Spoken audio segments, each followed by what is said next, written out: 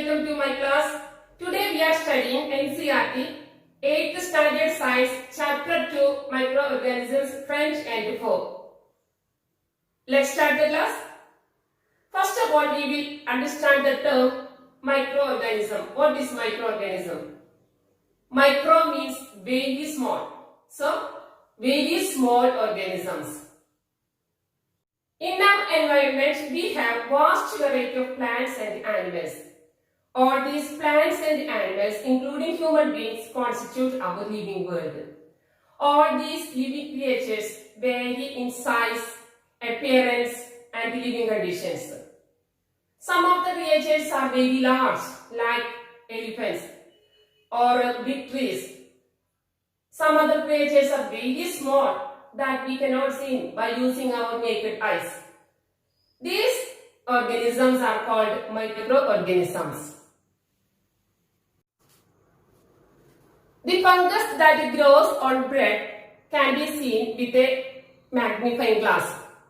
Some others cannot be seen without the help of a microscope. So, small organisms that can only be seen through a microscope are called microorganisms or microbes. Microorganisms are generally single-celled organisms, that is unicellular organisms. However, some of them are multicellular, but still microscopic for the human eye. They can be classified into 4 categories: algae, fungi, bacteria, and protozoa. Besides these 4 categories, there is one more criteria, that is virus. The main difference between these from the virus is viruses can survive and multiply only in a living cell. That may be a plant or bacteria or an animal. Outside the living cell, outside the living body, viruses are inactive. They are non-living substance. Here are some examples of microorganisms. Where do these microorganisms live? First of all, about algae.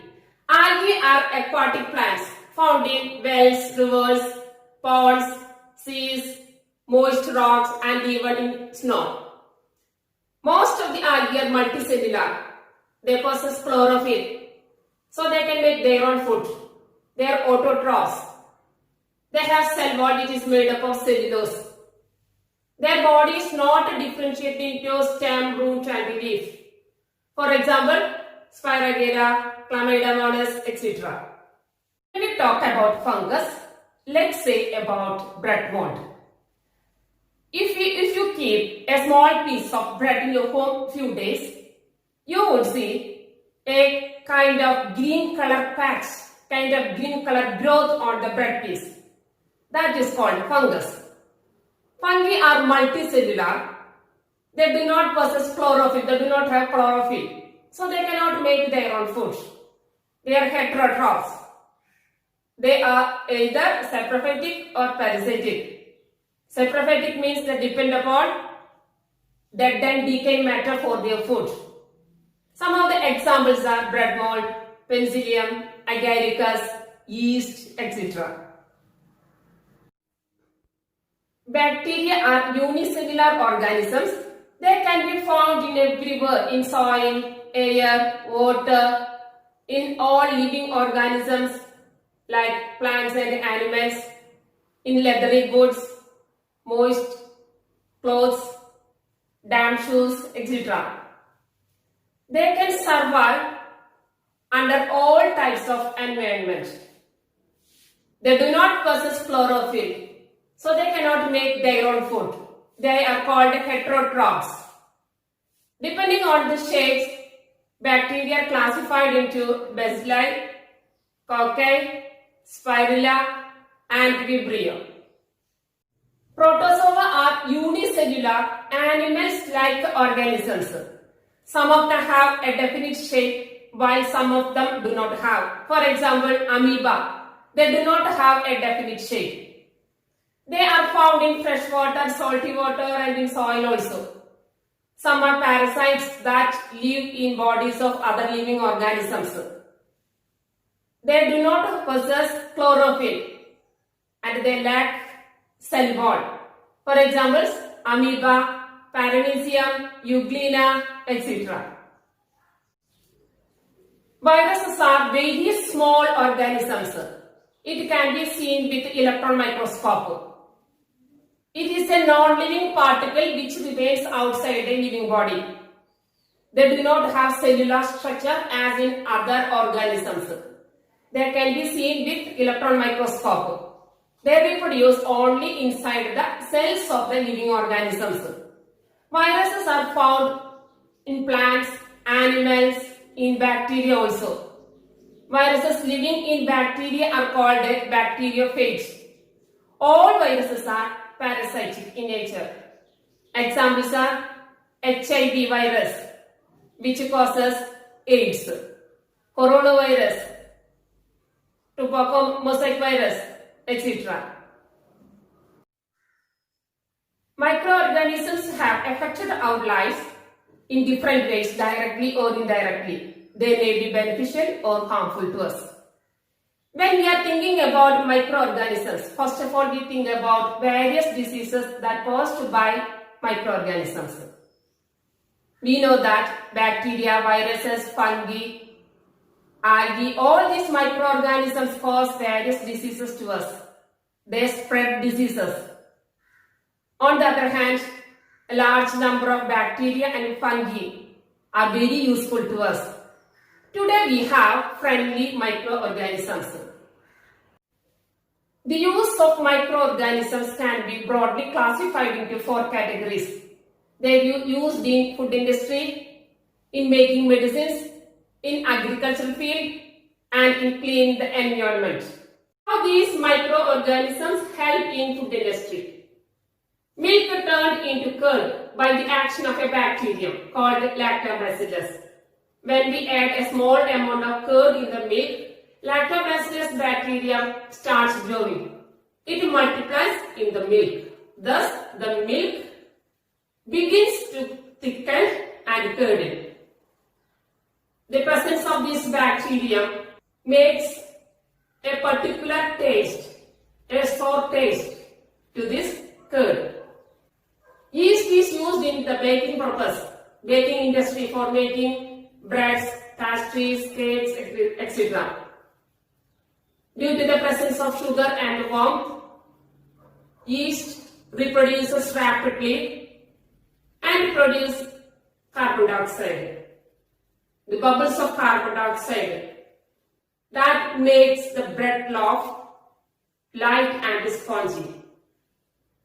Bacteria and yeast are also helpful for fermentation of rice idli, dosa batter, etc.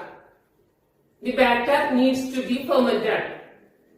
The process of conversion of sugar into alcohol by yeast, in the presence of yeast, is called fermentation.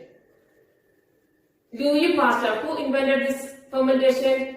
Louis Pasteur discovered fermentation in 1857. Yeast is used for the production of alcohol, wine and acetic acid.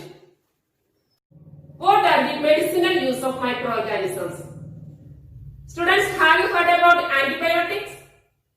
Antibiotics are the substances that are produced by microorganisms and are used to kill or control other microorganisms.